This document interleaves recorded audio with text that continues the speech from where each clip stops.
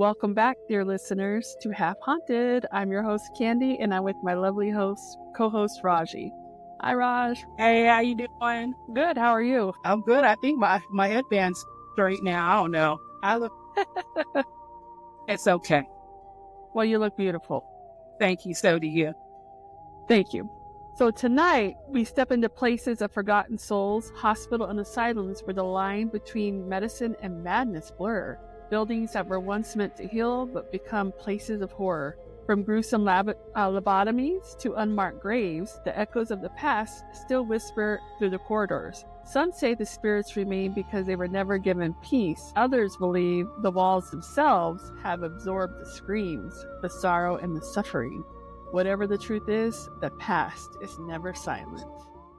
No, it's not. So, it is not. That is true. Located on Hathorne Hill in Danvers, Massachusetts, Danvers State Hospital was a foreboding Gothic structure that looked more like a castle than a place of healing. However, inside, it was anything but a sanctuary. Danvers was one of the first hospitals to perform lobotomies, a brutal procedure meant to cure insanity, but instead left patients with empty shells, unable to speak, move, or even remember their past selves. That's so sad. That is. After closing in 1992, the reports of hauntings began. Footsteps in empty hallways, shadow figures flickering in the doorways, unexplained slamming doors. Even after part of the hospital was converted into apartments, residents experienced flickering lights, whispers, and unsettling sensation of being watched. Did the suffering leave something behind? Another Massachusetts institute is Metropolitan State in Waltham, was meant to be a modern mental health facility, but became a place of confinement and despair. Over 350 patients were buried in unmarked graves, reduced to numbers rather than names. Their identities are erased even in death. In 1978, Anne Marie Davy mysteriously vanished. Months later, another patient, Melvin W. Wilson, was found hiding a human bone. When authorities searched the grounds, they uncovered Anne-Marie's dismembered remains, which Wilson had buried in multiple locations, keeping some parts as souvenirs. Today, ghost hunters and visitors report shadow figures moving through the halls, echoes of screams from the electric shock therapy rooms, unexplained flashes of light, a ghostly woman in the administrative building believed to be Anne-Marie. Overwhelming sadness and fear remains palpable. Haunted asylums tap into our deepest fears, not just ghosts, but of losing control, being trapped, and being forgotten. Whether the hauntings are real or just guilt made manifest, one thing is certain: when you walk through these ruins, you feel something watching and something waiting. Yeah, I don't know that I would live in a state hospital turned into apartments. There's a lot of craziness with that.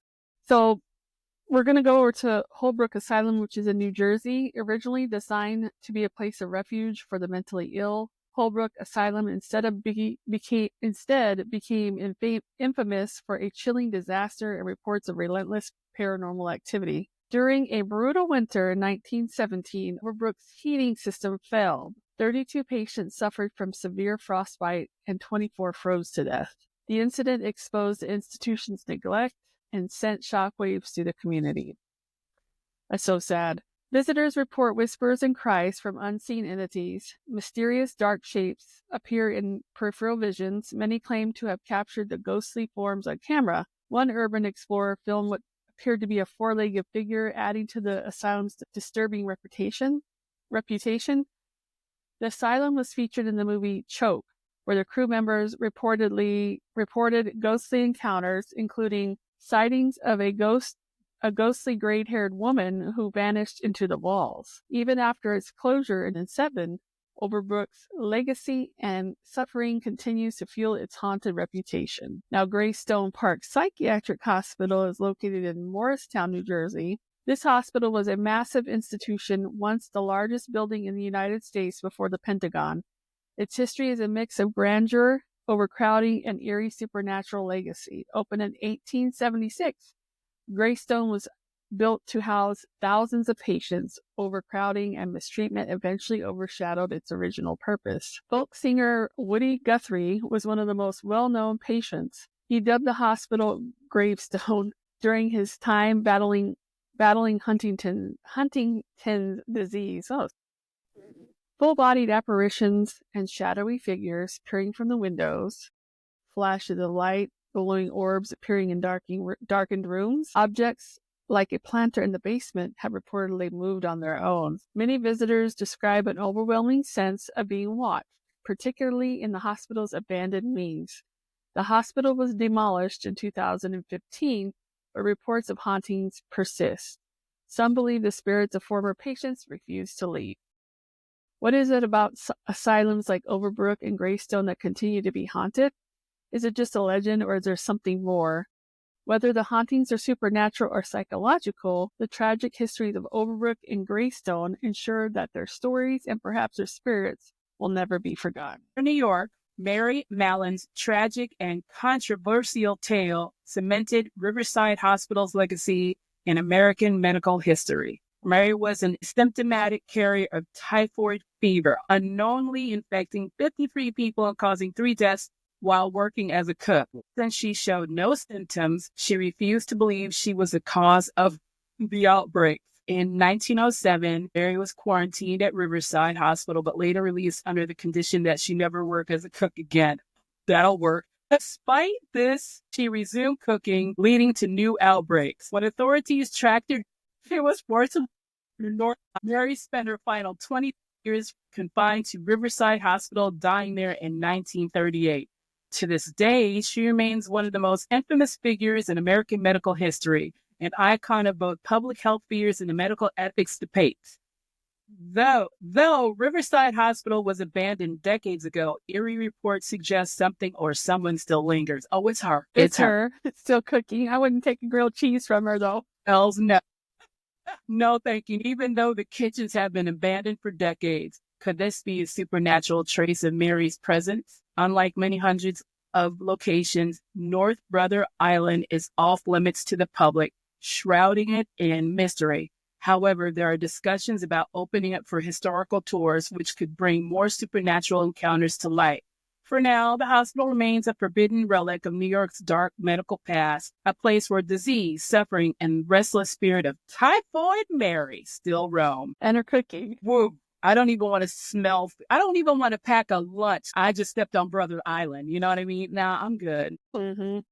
While I've heard of the name, but never knew the backstory. Rolling Hills Asylum is considered one of the most haunted locations in the United States, with reports of shadowy figures, ghostly voices, and unexplained phenomena. Among the spirits said to roam its halls, a few stand out. Rolling Hills Asylum is also in New York. Nurse Emmy, a malevolent spirit, Nurse Emmy, is rumored to have ties to black magic and satanic ritual. Visitors report an oppressive energy in her old room, which objects moving on their own.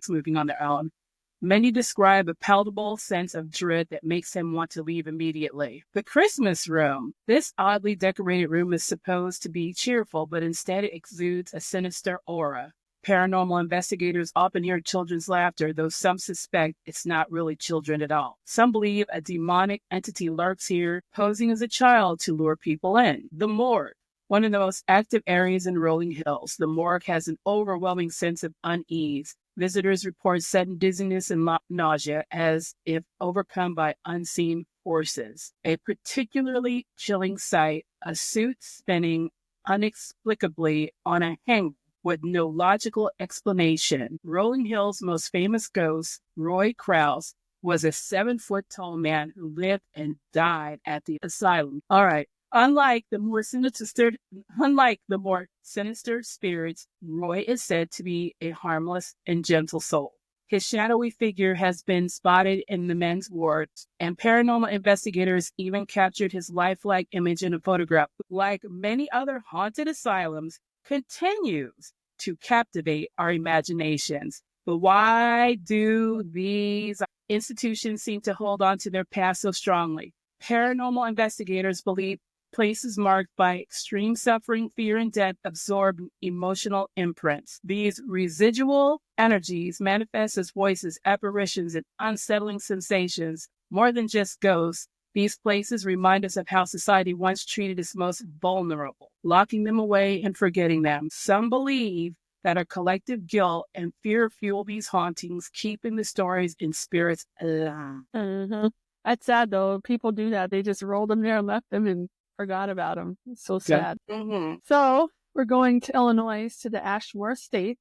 I actually been here before and went on the haunted tour. Ashmore Estates, a site steeped in history, hardship, and paranormal mystery. Originally opening as the Coles County Poor Farm in 1916, the property was a refuge for the elderly, disabled, and impoverished. Despite its self-sustaining village-like setup, conditions were far from ideal. Unsanitary food, vermin infestations, and harsh living conditions plagued its residents. By 1959, the facility transitioned into Ashmore Estates, a private psychiatric hospital, but its struggles persisted until it closed in 1986. The lingering tragedy and resilience of those who lived and died there have left an imprint, one that paranormal investigators believe fuels its reputation as one of Illinois' most haunted locations. So that's true. So the notable hauntings here, there's a couple of people that are pretty famous at this estate. It's Elva Skinner. The legend of Elva Skinner is among the most enduring stories tied to the land, even though her death predates Ashmore Estates itself. In 1880, 5-year-old Elva lived on the property when it was still part of the original poor farm. One winter morning, while warming herself by the fire, her clothes caught flame, leading to severe burns that ultimately took her life. Visitors and investigators have reported hearing a child's voice crying for her mother, often captured through electronic voice phenomenon, EVPs. Others feel like a childlike presence on the second floor and third floors of the hospital. Some argue that since Ashmore Estates wasn't built until decades after Alva's death, she couldn't possibly haunt it. Is her presence a manifestation of suggestion or folklore, or is her spirit tied to the land itself? Another famous ghost there is Joe Bloxam, a man who dedicated 15 years of his life to the poor farm. In 1921, Joe met a tragic end when he was struck by the train on his way home. His badly injured body was brought to the boiler room for warmth, but he succumbed to his injuries there. Paranormal activity, visitors report shadowy apparitions moving through the boiler room. Some have experienced physical sensations, scratches, cold touches, and feelings of being watched. Paranormal teams have captured EVPs and a gruff male voice, believed to be Joe's, warning intruders to leave. Poltergeist activity is common. Objects, including light bulbs, have reportedly been thrown at visitors. Even seasoned ghost hunters have left the boiler room shaken. Ashmore Estates has become a hot spot for ghost hunters, with reports of unexplained activity piling up over the years. Ashmore Estates remains one of the most active paranormal locations, drawing both believers and skeptics alike. There are spirits Elva and Joe truly lingering in the afterlife, or are these legends products of suggestion or fear? Is the paranormal activity a genuine imprint of past suffering, or is there a psychological reaction to the dark and tragic history? One thing is for certain, when you step inside Ashmore Estates, you feel something's watching you and something's waiting. I actually visited this place it was a year ago. And I went there at night. And when they say the boiler room is haunted, I truly believe that. We heard EVPs and there was a lot of activity there. But I think it was the second story there, I saw a shadow figure, and you feel like people are watching you. The moment you step in that building, I saw a shadow, but I truly believe it's haunted. I mean, I experienced stuff there in the boiler room, the third floor, the light in the hallway at the end, nobody was down there and it kept flickering on and off. So if you ever want to, they do tours. You just have to go to the Google Ashmore Estate and you'll be able to see it during the day or at night. So yeah, this place is haunted in my opinion. So from there, we're going over to Indiana. So Central State Hospital originally opened in 1848 as a small mental health facility. Central State was meant to provide a sanctuary for those deemed insane by society, but as it expanded to house over 3,000 patients by the 1920s, conditions deteriorated. Reports of inhumane treatment, filthy living conditions, and brutal restraints haunt its history. Even after the hospital closed in 1994, its tragic legacy lingers, and many believe that the spirits of those who suffer here have truly never left. Central State's underground tunnels became the stuff of legend. Some patients were reportedly confined in tunnels, treated more like prisoners and patients. Lady, as they deemed it, a ghostly nurse in a red cape has been spotted warning visitors that they don't belong. Well, look, if I see a red lady with a cape and she says I don't belong, I'm out. The spirit of Alvin, exactly, I'm out. Say less. A former patient who vanished mysteriously only to be found years later dead in a crawl space. Visitors hear cries, moans, and phantom footsteps, often feeling watched by unseen eyes. One of the most active paranormal locations at Central State is the power station, is believed to amplify supernatural energy. Visitors report eerie EVPs, including voices pleading, "Go for God's sake," and a chilling "bye." Some investigators have experienced cold spots, pipe clangs, and even physical attacks. Choking sensations in locked rooms, unseen hands grabbing and pushing them, and for those true paranormal encounters, the power station is a must-visit if you dare. So, even the underground holds a sinister reputation. The Grove was a site of a violent murder between two patients. Visitors report chilling screams even when no one is around. The area is known for oppressive energy, with many feeling unseen presence watching them. The emotional weight of the past violence and fear seems to hang in the air, even in areas meant for hospital staff. Paranormal disturbances persist. Disembodied footsteps and slamming doors have been reported, and some have heard eerie laughter believed to be a former nurse. One groundskeeper often heard footsteps approaching him even though he was alone in a glass-walled room. Another frequently encountered entity is the crying woman. Visitors often hear unexplained sobbing from empty rooms. Shadowy figures have been seen moving in the halls, vanishing upon approach, or when approached. One investigator captured a mist-like figure gliding through the corridors. Not all spirits at Central State are passive. A maintenance worker in the power station reported a terrifying choking sensation while trapped in a locked room. When others arrived, they found red marks on his neck, but no sign of an attacker. Was it Alvin, the Red Lady, or something darker lurking in the depths of Central State? Central State Hospital has drawn investigators from all over the country. From EVPs to full-body apparitions, the evidence of supernatural activity is compelling. That is crazy. Haunted asylums like Central State Hospital capture our fears and fascinations, but what makes these institutions so powerful in the paranormal realm? Central State Hospital is more than an abandoned building. It's a reminder of a troubled past and a hotspot for paranormal intrigue. One thing is certain, when you step inside Central State Hospital, you don't leave alone. Yeah, I don't know about the crawling space and dead body there. It's just weird. And can you imagine there was air conditioning? And heat.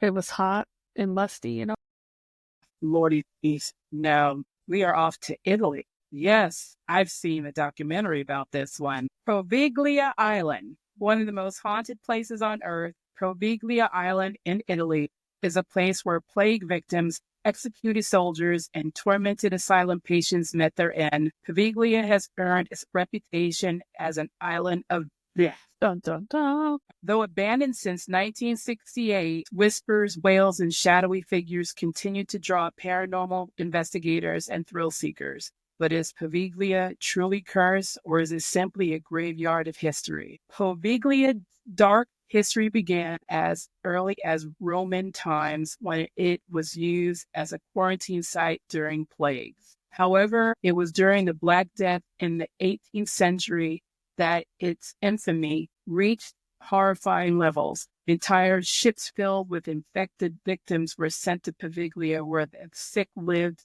out their final agonizing days. I'm kind of in disgust right now. In a desperate attempt to contain the disease, living victims were thrown into fiery pits. Visitors claimed to hear the screams of plague victims echoing across the island. The so-called burning grounds were known for their unsettling atmosphere, where many report an overwhelming sense of dread and sorrow. Even centuries later, Proviglia's soil is said to be composed of 50% human, a chilling reminder of its past. The plague wasn't the only horror to stain Proviglia's soil with blood and death. The Napoleonic Wars, the island was fortified as a military outpost.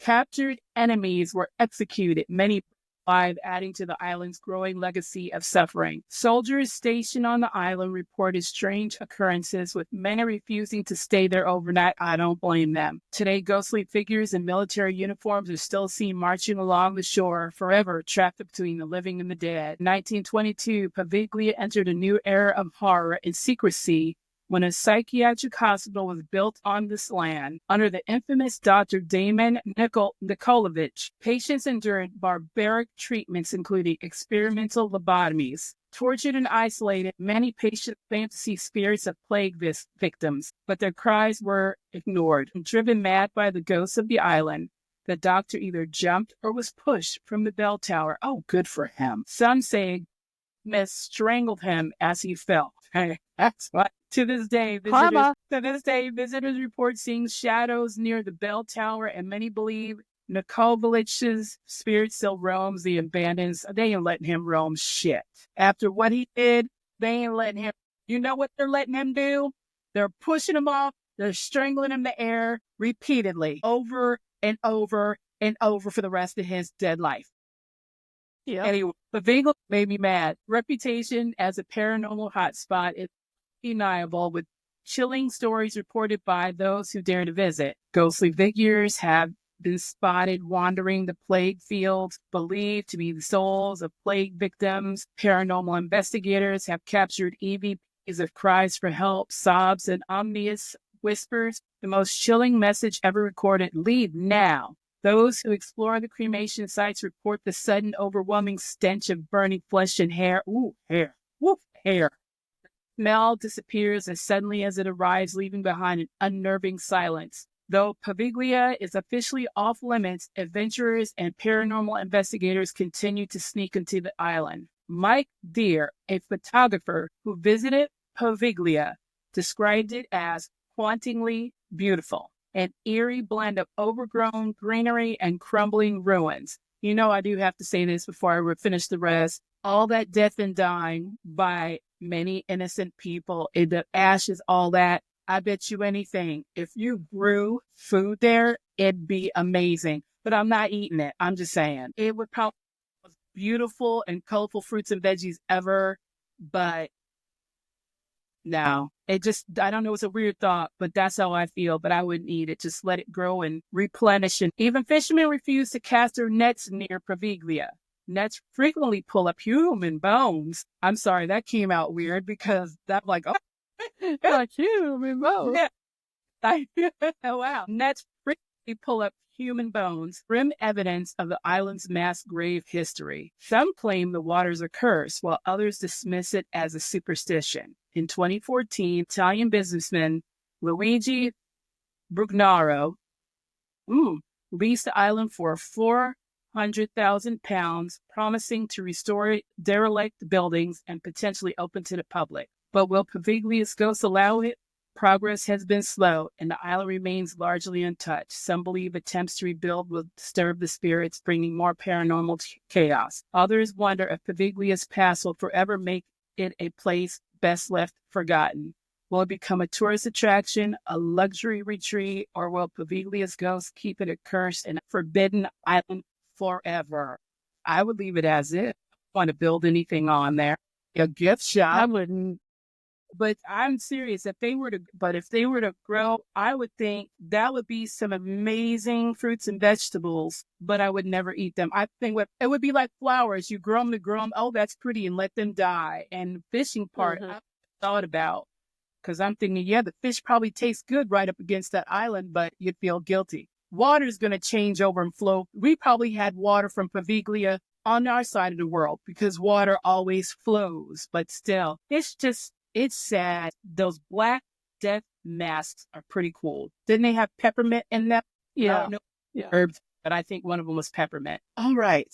I'm ready to travel elsewhere now. Okay, and we're going to head over to Singapore. Singapore is where one of Asia's most haunted locations stands in eerie silence. The old Changi Hospital, built in 1935 as a hospital and barracks for the British Royal Air Force. It was meant to provide care and shelter, but during World War II, its halls bore witness to the unimaginable horrors. Under the Japanese occupation, the old Chingy was taken over by the Japan Secret Police and repurposed into a prison and a torture camp. Even after war, when it resumed its function as a hospital, the shadows of its past never left. And since its abandonment in the 1990s, it has become one of the most notorious paranormal hotspots in the world. The most infamous chapter in Old Chingy's history unfolded during World War II when the Japanese used the site as a detention and execution center. Torture and experiments, the prisoners were subjected to gruesome experiments, including biological testing, dismemberment, and psychological torment, and some were even burned alive, their screams said to still echo through the halls today. The beaches near the hospital became mass execution sites, where prisoners were beheaded or shot. Many believe these spirits never found peace, and their restless energy lingers in the area. Even though the hospital later resumed medical function, the imprint of the past never faded. Old Changi Hospital is known for its diverse hauntings, with spirits ranging from tortured prisoners to mysterious supernatural entities. Among the most frequently seen apparitions are a silent child, often sitting alone in the hallways, his vacant stare chilling visitors to the core, a spectral infant wandering the corridors, and its eerie cries breaking the silence of the empty building. Seated in an old wheelchair, this ghostly figure appears suddenly, only to fade into the darkness. But these aren't the only spirits. British, Chinese, Japanese soldiers are said to roam the hospital, adding to its haunting diversity. The beaches near Old Chingy Hospital hold their own terrifying secrets. These stories were execution sites during the Japanese occupation where prisoners met brutal fates. Headless apparitions, flying heads have been seen drifting over the sand. Fishermen report ghostly bodies washing up on the shore only to vanish without a trace. Could these spirits be wartime victims, forever trapped in their final moments? Among the most feared entities at the Old Chingy is the Pontianak, a vampire ghost from Malaysian and Indonesian folklore. The Pontianak is believed to be a restless spirit of a woman who died at childbirth. Witnesses describe her as having pale skin, red eyes, and long black hair. A strange floral scent often signals her presence until it morphs into the stench of decay. One patient reportedly woke up to the overwhelming smell of flowers, only to find his ward completely emptied. The Pontianak presence adds a cultural depth to Old Chingy's hauntings, blending regional folklore with historical tragedy. Over the years, paranormal investigators and explorers have documented eerie experiences at the Old Chingy. Ghostly screams, whispers, and muffled coughs are frequently heard in empty wards. Some visitors have captured EVPs. Dark shapes have been seen darting across ceilings and walls, and with some even caught on camera. One investigator saw a shadow figure watching him from a doorway, only to vanish when he turned on a flashlight. Unexplained flickering lights have been reported in empty rooms, as if the building itself is alive with energy. Some explorers claim to feel an unseen presence leading them deeper into the hospital, only for their guide to suddenly disappear, leaving them disoriented and alone. But with many eerie encounters, even skeptics struggle to dismiss the hospital's paranormal reputation. Since the abandonment in the 1990s, the Old Chingy has remained off limits to the public, but that hasn't stopped urban explorers and ghost hunters from sneaking inside. Some have attempted to restore the site, but superstition and eerie disturbances stalled the efforts. The Singaporean government has considered repurposing the building, yet no one seems willing to take the risk. I wouldn't take the risk. Could it be that the spirits of the Old Chingy refuse to let go of their home? The Old Chingy Hospital stands as a monument to wartime horror, suffering, and the supernatural. From executed prisoners and tortured souls to the legendary Pontianak, its corridors are alive with the echoes of the past. But is it truly haunted? Or is its terrifying reputation a reflection of trauma and history? Yeah, ghostly children and apparitional bodies up on the shore. I wouldn't repurpose it.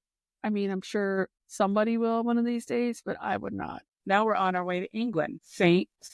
Hospital, once a workhouse, later a hospital, and now an abandoned relic, stands as a hotbed of paranormal activity. Opening in 1840 workhouse, it was known locally as a place of misery. Many died within its walls. Their suffering leaves behind unshakable presence. Converted into Shaw Health Hospital in the 1940s and later renamed St. Thomas's Hospital in 1954, it remained a functioning healthcare facility for decades. However, staff avoided the top floor, describing its atmosphere as oppressive and unsettling. When the hospital finally closed in 2004, it's kind of recent, its haunted reputation only grew stronger. With a long history of suffering and loss, it's no surprise that ghost stories and eerie encounters have become synonymous with St. Thomas's Hospital. In 1915, Amy Lee Brown captured a terrifying photograph showing a spectral figure standing behind a friend near an elevator. Some believe this ghost could be a doctor from the hospital's past, still lingering in the place where he worked or perhaps died. Described as a radiant woman in white, she has been seen gliding through the dimly lit hallways. Some believe she's a former nurse or a nun, still watching over souls of the hospital. Are these spirits truly lingering, or are they echoes of the hospital's past, replaying over and over? Visitors and paranormal investigators frequently report unexplained noises that seem to mirror the hospital's chaotic history. Footsteps and shuffling sounds heard above.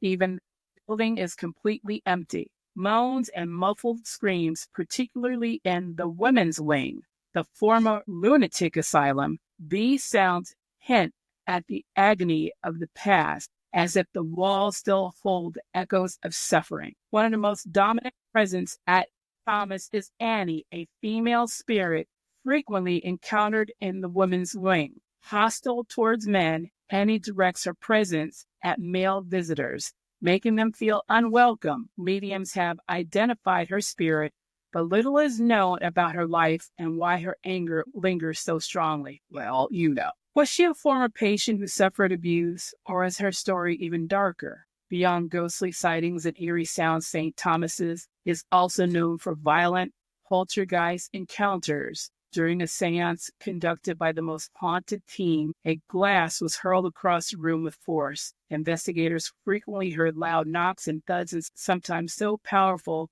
that they shake the walls. Some believe this could be the work of an aggressive spirit or something even darker. With such intense poltergeist activity, St. Thomas's isn't just haunted, it's alive with energy. St. Thomas's rise to national fame when it featured on the British TV series The Most Haunted in 2007. The episode described the building as alive with spiritual activity, drawing even more interest. The show's authenticity has been debated, but St. Thomas's haunted reputation remains unshaken. Many claim that the spirits of overworked nurses and suffering patients still haunt the building. Some believe that ghostly echoes of medical emergencies replay in the abandoned hallways. Whatever the truth, St. Thomas's has become a staple of England's most haunted locations. Will the St. Thomas's be reborn, or will its haunted legacy continue? St. Thomas's Hospital is more than an abandoned building. It's a time capsule of suffering, death, and unexplained phenomena. From the spirit of Annie and the ghostly doctor to the violent poltergeist activity, its history refuses to be forgotten. Interesting. So from England, we're going just a little north, I think, Scotland. It's called Ravenspark Asylum, once a poorhouse, military site, and a psychiatric hospital. It has become a hotspot for ghostly activity. Originally opening in 1858 as the Cunningham Combination Poorhouse, Ravenspark was meant to provide refuge for the poor, mentally ill, and abandoned souls. Conditions were harsh, and many who died were buried in unmarked graves, their families unable or unwilling to claim them. After serving military purposes during World War I, it became Ravenspark Hospital in 1958, specializing in psychiatric and geriatric care. But when the facility closed in 1996, its dark energy remained. Since its closure, Ravenspark has drawn paranormal investigators, including ghost hunters of Scotland, whose findings were nothing short of chilling. Visitors and investigators have documented terrifying encounters including phantom footsteps echoing through the empty hallways, whispered voices, and loud, unexplained door slams, equipment malfunctions, and erratic EMF readings believed to be paranormal interference. Among the many spirits said to haunt Ravenspark, a few stand out. The one is thought to be a ghost of Peter Brown, a former resident with a childlike mind, known for following investigators and playfully making his presence known. Some visitors feel a tug on their clothing or hear giggles echoing down the hall. A silent, somber presence believed to be a young boy tied to a wheelchair. Ugh, that's sad. Most often seen or felt in the old physiotherapy room. His tragic energy lingers, making visitors feel an overwhelming sense of sadness and despair. Not all spirits at Ravenspark are gentle, known for slamming doors to block investigators as if still maintaining hospital authority from beyond the grave. Some investigators heard a deep, stern voice telling them to leave immediately. With spirits like these, Ravenspark is not just haunted, it's active. Beyond apparitions, voices, Ravenspark is notorious for its violent poltergeist phenomenon. Doors slam shut violently, sometimes trapping visitors inside rooms. Batteries drain, leaving visitors without power. Objects mysteriously move, with some even being thrown across the room. Many visitors report unsettling sensation of being watched or even touched by unseen forces. In 2003, a shocking discovery shook the Ravenspark community. Human remains were uncovered during a redevelopment. These bones, believed to be from unmarked pauper graves, halted construction. Forensic archaeologists identified over a dozen individuals forgotten in life and nearly lost in death. By 2013, the remains were interred with a memorial headstone in their honor. But some of the locals wonder, had all the remains truly been found, or do more forgotten souls still lie beneath? The parallels to the movie Poltergeist are chilling. Ravenspark is now a home to luxury housing developed by Dundas Estates. Marketing materials boast of beaches, golf course, and scenic views, but make no mention of the graves once on the property. Paranormal enthusiasts speculate that spirits of Ravenspark may not have been appeased by the redevelopment. Similarities to poltergeist don't end with the unmarked grave.